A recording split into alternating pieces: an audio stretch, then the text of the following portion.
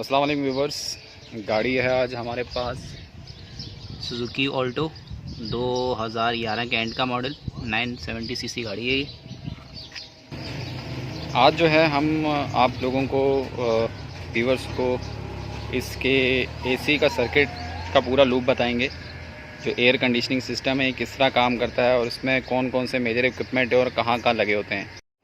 Alto के जो AC का सिस्टम है इसमें जो मेजर कंपोनेंट हैं उनमें हमारे पास सबसे पहले नीचे आ जाता है एक कंप्रेसर, वो जो आपको नज़र आ रहा होगा।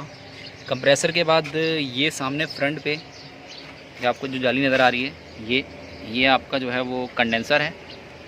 कंडेंसर के बाद जो यहाँ पर जहाँ पे ये लाइनें इन हो रही हैं यहाँ पर जो है वो एक्सपेंशन वाल्व है।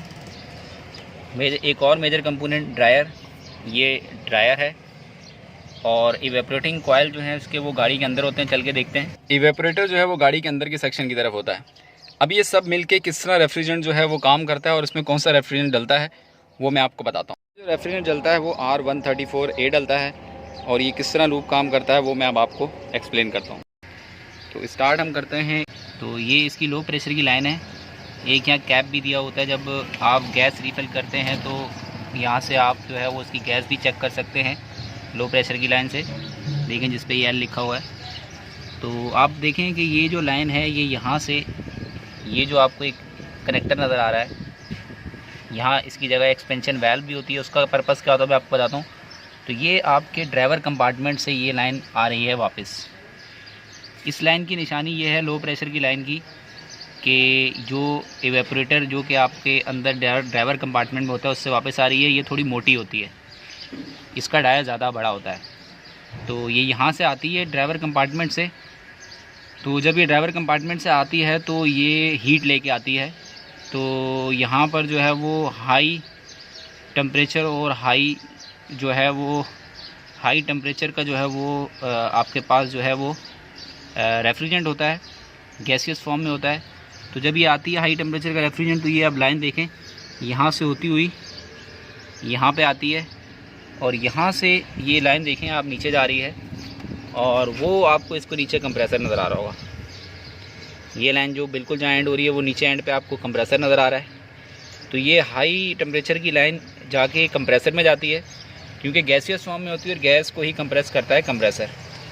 वो नीचे आपको कंप्रेसर नज़र आ रहा होगा। तो कंप्रेसर क्या करता है, इसका जो है वो प्रेशर भी बढ़ा देता है। अंदर से जब ये आई इस लाइन से तो सिर्फ इसका टेम्परेचर ज़्यादा था, क्योंकि ये अंदर ड्राइवर कंपार्टमेंट से हीट लेके आई थी और कंपार्टमेंट को उसने ठंडा कर दिया था।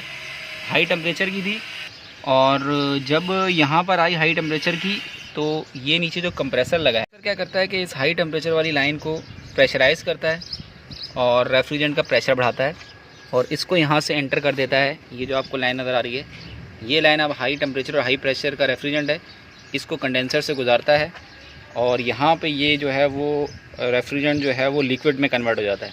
पहले गैस था, यहाँ लिक्विड में कन्वर्ट हो जाता है और कन्वर्जन के लिए इसको फ़ैन की ज़रूरत होती है, जो आपको ये रेडिएटर का फ़ैन नज़र आ रहा है। तो ये लिक्विड में कन्वर्ट होने के बाद यहाँ पे आ जाता है आगे। नीचे आपको जो ड्रायर नज़र आ रहा है इस ड्रायर के पास आ जाता है। तो ये जो ड्रायर है इस ड्रायर का काम होता है कि ये इसके मॉइस्चर कंटेंट को रिमूव करता है। ये इसके मॉइस्चर कंटेंट को रिमूव करके आगे जो है वो ये वाली अब जो लाइन है ये हाई प्रेशर की लाइन है, क्योंकि कंप्रेसर ने प्रेशर ज़्यादा कर दिया था। लेकिन इसमें अब लिक्विड है, गैस नहीं है, क्योंकि कंडेंसर में ये जो मैंने आपको बताया था ये कंडेंसर आपको सामने नज़र आ रहा होगा। कंडेंसर ने क्या किया है, इसको गैस को लिक्विड में कन्वर्ट कर दिया। तो अब ये जो है वो हाई प्रेशर और लो टेम्परेचर का जो है वो लिक्विड रेफ्रिजरेंट है। ये भी इसका एक कैप दिया हुआ है। जब हम गैस डालते हैं या प्रेशर चेक करते हैं इस कैप को खोल के हम प्रेशर चेक कर लेते हैं। आगे चलते हैं। ये लाइन आगे गई तो यहाँ पे आपको जो है वो एक स्विच नज़र आ रहा होगा, प्रेशर स्विच, जो कि ख़ास प्रेशर को देख के जो है वो इसकी ऑन ऑफ करता है। जब टेम्परेचर भी मेंटेन हो जाता है तो ख़ास तौर पे ये स्विच जो है वो कंटिन्यूसली ऑन ऑफ करता रहता है। तो अब इस लाइन में जो है जो रेफ्रिजरेंट है वो इस वक्त जो है वो लो टेम्परेचर पे है और लेकिन हाई प्रेशर है। तो यहाँ पे जब ये अंदर जाता है इस जगह से, ये एक्सपेंशन वाल्व क्या कर देती है, इसका प्रेशर कम कर देती है। तो अंदर जो इसका मेजर कंपार्टमेंट ड्राइवर कंपार्टमेंट पे इवेपोरेटर है। इवेपोरेटर में जो है वो लो टेम्परेचर और लो प्रेशर की गैस जाती है और वहाँ से हीट लेके आती है और लो प्रेशर और हाई टेम्परेचर की गैस बन जाती है। और ये दोबारा जो मैंने आपको साइकिल बताई थी जो कि लो प्रेशर और हाई टेम्परेचर से हमने स्टार्ट की थी, यहाँ पे आ जाती है और फिर ये साइकिल इसी तरह रिपीट होती रहती है। और इस तरह हमारा जो इंजन का कंपार्टमेंट है वो ये काम करता है और इसकी हेल्प जो है वो रेडिएटर का फ़ैन करता है और इस तरह हमारी कूलिंग का सर्किल चलता रहता है और हमें अंदर गाड़ी में बैठ के एयर कंडीशन जो है वो अच्छे से कूलिंग करता है। अच्छा, इवेपोरेटर का सेक्शन जो है वो यहाँ पे नीचे इसका एक फ़िल्टर होता है जो कि हमारी जो अंदर की एयर है उसको सर्कुलेट करता रहता है। ये जो हमारे फिन्स हैं इसके अंदर जो है ना इवेपोरेटर का सेक्शन होता है। वो इवेपोरेटर क्या करता है कि वो जो हमारे पास लिक्विड फॉर्म पे लो टेम्परेचर, लो प्रेशर और लो टेम्परेचर पे एक लिक्विड रेफ्रिजरेंट आया था, वो हमारे ये जो हमारा पूरा कंपार्टमेंट है इंजन का, ये जो पूरा आपको कंपार्टमेंट नज़र आ रहा है गाड़ी का, सॉरी इंजन का नहीं, पूरी गाड़ी का जो कंपार्टमेंट नज़र आ रहा है, इसकी हीट लेता है। और इवेपोरेशन का मतलब ही है कि जो लिक्विड है वो गैस पे कन्वर्ट हो जाता है।